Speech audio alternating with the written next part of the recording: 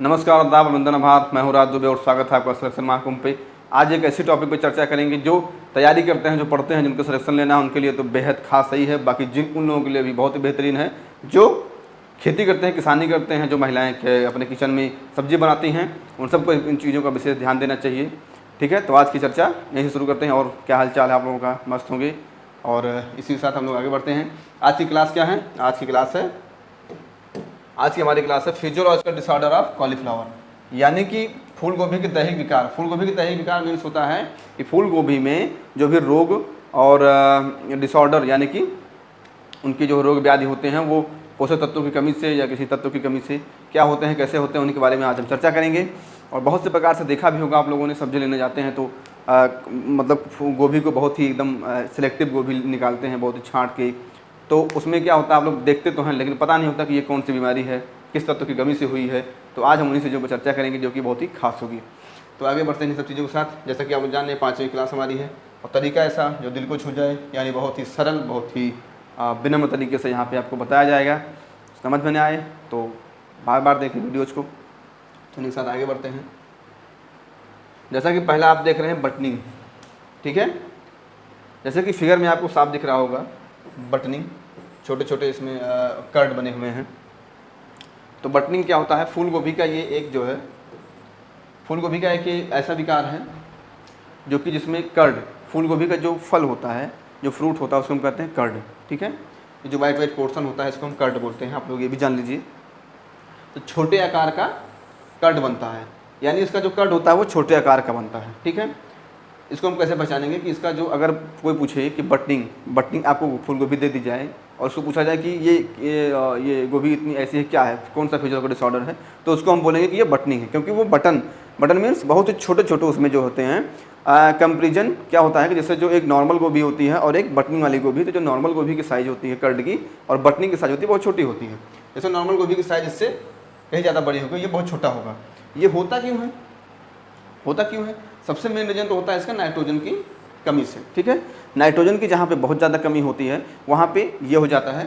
और दूसरी चीज़ क्या होती है इसमें कि ओल्ड सीडलिंग प्लांट, जैसे क्या होता है ओल्ड सीडलिंग, जैसे हमने नर्सरी लगाई, ठीक है, नर्सरी लगाई और बहुत ही पुराना पौधा हमने लगा दिया। तो जब पौधा पुराना हो गया है तो जैसे ही नर्सरी से हम लोग ट्रांसप्लांट करेंगे फील्ड में, तो क्या करेगा कि वो जल्द से उसमें कर्ड आ जाएंगे, बहुत छोटे छोटे कर्ड। और ये मैं आपको बता रहा हूँ कि मेरे घर के बगल में एक भाई साहब हैं, एक बार हम लोग सब इकट्ठा खड़े थे और वो एक किचन गार्डनिंग होते हैं, जैसे घर के बगल में छोटे छोटे एरियाज होते हैं तो वहाँ पे लगाया जाता है। तो हम लोग ऐसे आपस में हंसी मजाक कर रहे थे, तो उसी में से किसी ने बोला कि अरे यार इनकी गोभी देखो, मतलब मजाक में कि गोभी देखो बहुत बड़ी बड़ी गोभी है। तो मतलब सब लोग हंस रहे थे। तो मैंने तो वो देखा हुआ था, मुझे लगा कि हाँ ये बटनिंग है, छोटे छोटे उसमें कर्ड लगे होते। मज़ा तो बहुत आया, सब लोग उनका मजाक उड़ा रहे थे, अरे कहाँ से। तो उनकी सबसे मेन गलती क्या थी? नाइट्रोजन तो था वहाँ पे, लेकिन वो क्या किए थे, वो बहुत ही पुरानी, बहुत ही ओल्ड सीडलिंग या तो बहुत दिनों की सीडलिंग लाके वो उस प्लांट को लाके वहाँ पे वो ट्रांसप्लांट कर दिए थे, इसलिए हो गया। तो सबसे मेन इसका जो सिम्टम होता है, जिसके हम पहचानेंगे लक्षण, जिससे लक्षण देखेंगे उसको क्या होता है, वो होता है छोटे आकार के कर्ड का बनना। जो कर्ड होते हैं बहुत ही छोटे आकार के होते हैं। और उसके जो ये होता क्यों है, किसकी कमी से होता है, किसकी दिक्कत से होता है, तो ये नाइट्रोजन की कमी से होता है। और दूसरी चीज़ क्या है कि इसमें जब हम बहुत ही पुरानी सीडलिंग का प्रयोग करते हैं पौधे का, नर्सरी से और फील्ड में ट्रांसप्लांट करते हैं, तो ये आपका बटनिंग हो जाता है, ठीक है। तो आप लोग जान जाएँ कि अगर ऐसी समस्या आ रही है तो उसमें क्या है, नाइट्रोजन की अधिकता होनी चाहिए, ठीक है। नाइट्रोजन को डालें, नाइट्रोजन से फर्टिलाइजर डालें उसकी कमी दूर करने के लिए। और दूसरी चीज़ क्या है कि ओल्ड सीडलिंग को लगाने से बचें, समय से पौधों को ट्रांसप्लांट करें अपनी नर्सरी से लगा के। और नाइट्रोजन फर्टिलाइजर जो भी नाइट्रोजन युक्त खाद हो उनका प्रयोग करें, ठीक है। हम दूसरे पेज की तरफ बढ़ते हैं। दूसरा है भूरापन, ब्राउनिंग, ठीक है। दूसरा क्या है, ब्राउनिंग। जैसे आप लोग ब्राउनिंग से तो समझ ही रहे होंगे, तो फूल गोभी क्या होती है, ब्राउन होती है। तो देखिए पहले इसका सिम्टम देख लेते हैं हम। ये है ब्राउनिंग। इसमें क्या है, हम लोग मार्केट में जाते हैं तो गोभी देखते हैं, देखिए ब्राउनिंग इसमें क्या होते हैं, पैचेज बने हुए हैं। तो हम लोग कहते हैं ये नहीं लेना, क्या होता है, ये ब्राउनिंग होती है। इसमें देखिए भूरे रंग का कर्ड बन जाता है, इसके जो सिम्टम होता है ये भूरे रंग का कर्ड बन जाता है। इसे गोभी का लाल सड़न रोग भी कहते हैं। एक चीज़ आप जान लीजिए, ये एग्जाम में पूछा गया है, कई बार पूछा गया है कि गोभी की लाल सड़न रोग को हम किस नाम से जानते हैं, तो वो ब्राउनिंग नाम से जानते हैं। और ये किस तत्व की कमी से होता है, ये बोरान तत्व की कमी से होता है। तो बोरान तत्व की कमी से होता है। इसके सिम्टम आप देख ही रहे होंगे। इसके सिम्टम में क्या है कि ये जो ब्राउनिश हो जाता है, ठीक है। ये जो कर्ड होता है कैसा हो जाता है, ब्राउनिश हो जाता है। तो हम लोग क्या करते हैं, इसका स्वाद भी गड़बड़ हो जाता है और देखने में अच्छा नहीं लगता, तो हम इसको क्या बोलते हैं, ब्राउनिंग बोलते हैं। तो अब हम लोग क्या करेंगे, अगर इसमें किसी भी प्रकार का ब्राउनिंग समस्या आती है तो हम क्या करेंगे, बोरान युक्त खाद का प्रयोग करेंगे, बोरेक्स या बोरिक एसिड का एक अच्छी मात्रा में, उचित मात्रा में उसका प्रयोग करेंगे, ठीक है। तो ब्राउनिंग में कोई कन्फ्यूजन तो नहीं होगी ना आप लोगों को, किस तत्व की कमी से होती है ये, बोरान तत्व की कमी से होता है। और अगर इसको सिम्टम पूछा जाए तो क्या होता है, कर्ड क्या होता है, भूरे रंग का कर्ड बन जाता है, ठीक है। अब आगे बढ़ते हैं। हाँ, तीसरा आता है विप्टेल। ये बहुत ही कॉमन है और बहुत ही बार एग्जाम में पूछा जाता है। विप्टेल सबसे ज़्यादा एग्जाम में पूछा जाने वाला यही क्वेश्चन होता है।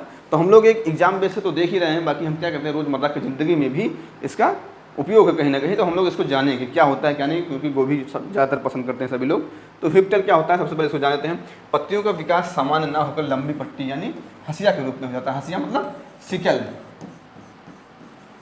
क्या होता है, सिकल शेप में हो जाता है। जो इसकी पत्तियाँ होती हैं कैसे हो जाती हैं, सिकल शेप में हो जाती हैं और सिरा का विकास होने लगता है। तो सबसे पहले देखिए इसका सिम्टम क्या होता है, इसको क्या बोलते हैं हम, सिम्टम बोलते हैं, लक्षण बोलते हैं अगर विप्टेल हुआ है तो देखिए सामान्य जो गोभी होती है उसकी पत्ती कैसी होती है, बहुत ही चौड़ी, बहुत ही अच्छी होती है। लेकिन इसका क्या है, इसमें जो है कर्ड का डेवलपमेंट तो वैसे भी नहीं हुआ है, आप देख सकते हैं कर्ड इसमें नहीं बना हुआ है। दूसरी चीज़, इसकी जो पत्ती है देखिए ये सिकल शेप यानी हंसिए के आकार की है। यहाँ से देखेंगे आप तब भी ये हंसिए के आकार की है। तो इसकी जो होती है सिकल शेप बन जाती है और सिराओं का विकास होने लगता है, ऐसे बन जाती हैं। तो ये ऐसे मतलब कर्ड बहुत ही एकदम जान लीजिए एकदम नाम मात्र बनता है। बाकी इसमें जो होते हैं वो मांसल रूप में ऐसे पत्तियाँ ऐसे एकदम हंसिए के आकार की बन जाती हैं। तो इनको क्या बोलते हैं हम, विप्टेल बोलते हैं, ठीक है। इसमें पत्तियाँ एकदम झाड़ीनुमा ऐसे एकदम हंसिए के आकार की बन जाती हैं और किसी प्रकार का वो नहीं होता, लंबी पट्टी के रूप में। इनको क्या बोलते हैं, विप्टेल बोलते हैं। अब आप लोग अच्छे से फिगर देख लें और कभी भी आप अपने फील्ड पे जाएं तो तुरंत जान लें कि विप्टेल लगा हुआ है कि कौन सी बीमारी हमारे फूल गोभी में है, ठीक है। तो ये जान जाइए आप, पत्तियाँ इसकी ऐसे होती हैं, ठीक है। अब ये किस तत्व की कमी से होता है, मॉलिब्डेनम तत्व की कमी से होता है। ये बहुत बार एग्जाम में पूछा जाता है कि विप्टेल, पहली बार पूछा जाएगा कि विप्टेल फिजियोलॉजिकल डिसऑर्डर किस वेजिटेबल का है, तो ये कॉलीफ्लावर का है, फूलगोभी का है।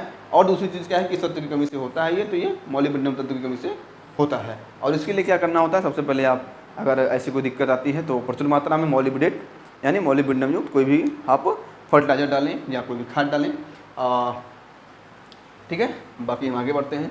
विप्टेल समझ में आ गया होगा आप, अगर क्लास मज़ा आ रहा हो, क्योंकि कहीं ना कहीं आपको अच्छा लगेगा। क्योंकि जब मैं पढ़ता था तब मुझे ये सब जानने में बड़ा मज़ा आता था।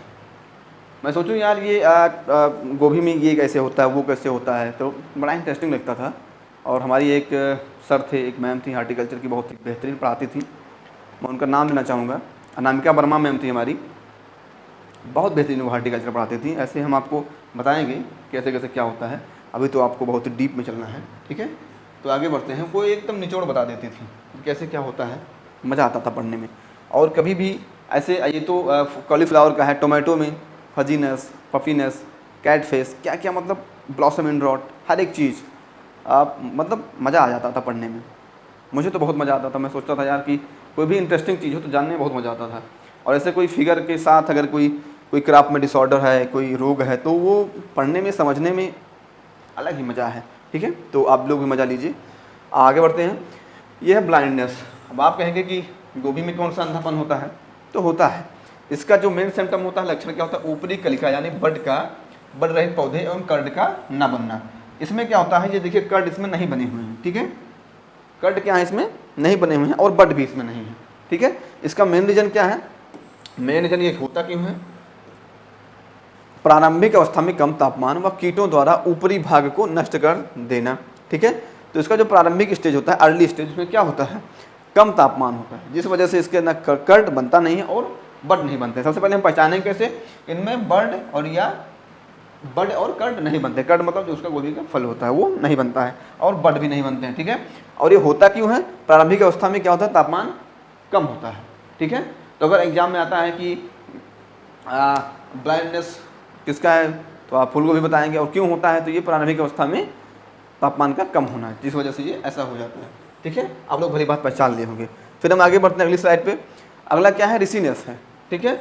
अब ये अगर आ जाता है तो हम लोग बड़े ही कंफ्यूज हो जाते हैं कि रिसीनेस है कि फजीनेस है, क्योंकि ये टमाटर और ये फूल गोभी, दोनों में ये बहुत ही कन्फ्यूज करता है। तो हम लोग अब आप लोग एकदम जान जाइएगा कि रिसीनेस जो होता है वो फूल गोभी में होता है, फजीनेस होगा नहीं, क्योंकि उसमें क्या होता है, फजी में क्या होता है कि एक बहुत ही मांसल तरीके से होता है, एक तरल पदार्थ होता है, और जबकि गोभी में तरल नहीं होता है, ऐसा कुछ नहीं होता है।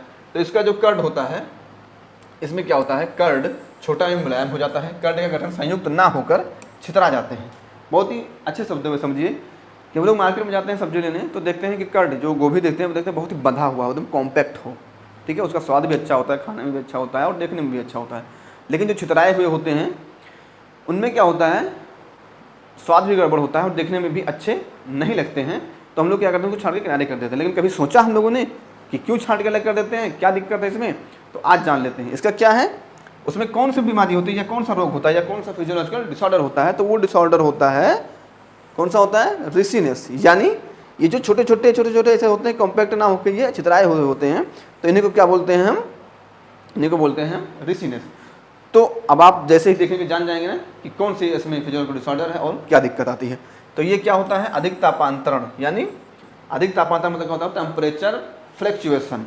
टेम्परेचर फ्लक्चुएशन मतलब होता है कि कभी तापमान का घट जाना, कभी तापमान का बढ़ जाना।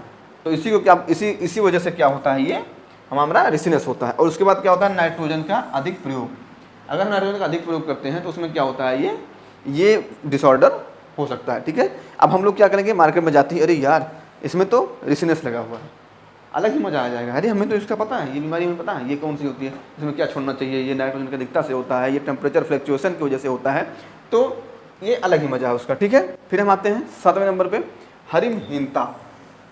हरिमहीनता आप लोग जान ही रहोगे, हरिम यानी हरा, हीनता मतलब कम होना।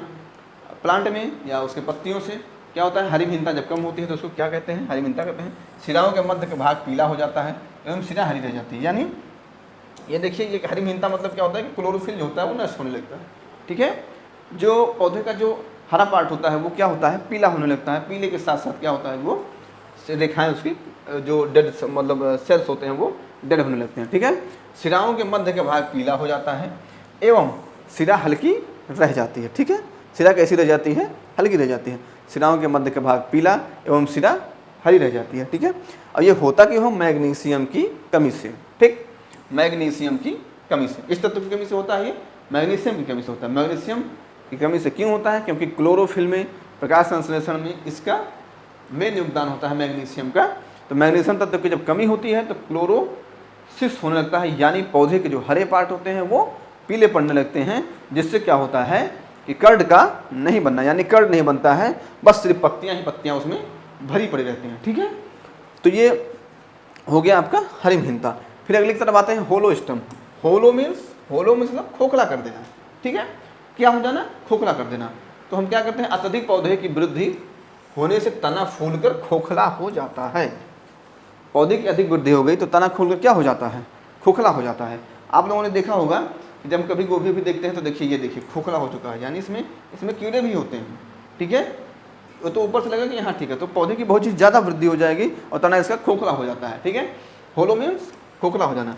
नाइट्रोजन उर्वरक के अत्यधिक प्रयोग से, देखिए हम इसमें इस तरह से बता रहे हैं आपको, दो लाइन क्यों लिखे हुए हैं, आप ज़्यादा कंटेंट पे मत जाइए, इसमें वही लिखा हुआ है जो आपके एग्जाम में, या तो आपको बस समझ के लिए उसमें बता दिया गया है। ज़्यादा लिखने से कोई मतलब नहीं, लिखा हो तो आप किताबों में भी मिल जाएगा, बस इसमें कीवर्ड्स आपको बता दिए गए हैं कि किस तत्व की कमी से होता है, उसके मेन सिम्टम क्या होता है, लक्षण क्या होते हैं, और किस तत्व की कमी से होता है। ये नहीं कि बस आपको पथन्ना छपा दिया जाए और बस उसमें, वैसे तो किताबों में भी लिखा हुआ है, तो उसमें और इसमें क्या अंतर रह गया।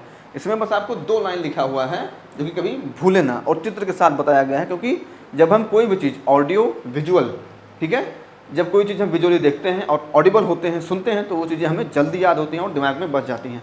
कभी भी आप जब एक्सटेंशन पढ़ना तो उसमें, जब डिमॉन्स्ट्रेशन पढ़ना तो उसमें ऑडियो विजुअल एक्ट्स जो होते हैं वो बहुत ही बेहतरीन माने जाते हैं, क्योंकि जो हमारे सामने विजुअली जो प्रदर्शित होता है वो हम सुनते भी हैं और देखते भी हैं, तो हमारे दिमाग में, हमारे मन मस्तिष्क में बहुत ही अच्छे से प्रवेश करता है, जैसे कि आपको हर एक चीज़ें चित्र के माध्यम से बताई गई हैं, ठीक है। तो ये जो मेन आपकी फिजियोलॉजिकल डिसऑर्डर हैं गोभी में, ये तो मेरे ख्याल से हो गया है। अगर आप लोगों को और भी डिसऑर्डर पता हो तो प्लीज़ कमेंट के माध्यम से बताएं, और क्या होता है उसके बारे में भी बहुत सी जानकारी आपको बताई जाएगी। तो क्लास आप लोगों को अच्छी ही लगी होगी। कोशिश तो करते हैं कि बहुत ही बेहतरीन क्लास लेके आएँ, डेली का डेली लेके आएँ बढ़िया से। तो आप लोग बताएं, कोई भी सजेशन देना हो, कोई भी आइडियाज़ देने हो या किसी भी टॉपिक पे अगली चर्चा करनी हो तो आप लोग प्लीज़ कमेंट के माध्यम से किया करें, बताया करें और अपना प्यार और स्नेह बनाए रखें, क्योंकि आप जब हमें उत्साहवर्धन करेंगे तभी हम मोटिवेट होंगे और आपके लिए या अपने लिए कुछ भी करेंगे। तो प्लीज़ सपोर्ट करें, हमारे चैनल को लाइक करें, सब्सक्राइब करें और ज़्यादा से ज़्यादा शेयर करें, ताकि ये हर एक व्यक्ति के पास पहुंच सके और उनको इस चीज़ का ज्ञान हो सके। ठीक है, तो इन्हीं सब बातों के साथ मैं आपको बहुत बहुत धन्यवाद और बहुत बहुत आभार इतने देर तक जुड़े रहने का। आप लोगों का सपोर्ट चाहिए, ज़्यादा से ज़्यादा सपोर्ट करें हमें, लाइक करें, कमेंट करें, शेयर करें और सब्सक्राइब करें। हमारे चैनल पर नए नए हो सब्सक्राइब जरूर करें और अच्छा लगा हो तो लाइक करें और ना अच्छा लगा हो तो प्लीज़ आप लोगों को अच्छा लगे, हम यही उम्मीद करते हैं, और लाइक करें। ठीक है, अच्छा लगने के बाद कमेंट करें। आप हमें कोई सजेशन देना चाहें, कोई नई आइडियाज़ देना चाहें, किसी नए टॉपिक पर बात करना हो या कुछ समझ में ना आया हो तो प्लीज़ आप लोग ज़रूर से ज़रूर बताएँ, शेयर करें और अपने टाइम का बहुत ही अच्छे से मैनेज करें। ठीक है, इन्हीं सब बातों के साथ हम आज की क्लास को यहीं पर समाप्त करते हैं। अगली क्लास फिर ही बहुत ही बेहतरीन, बहुत ही अच्छी क्लास होगी। तब तक के लिए बहुत बहुत धन्यवाद।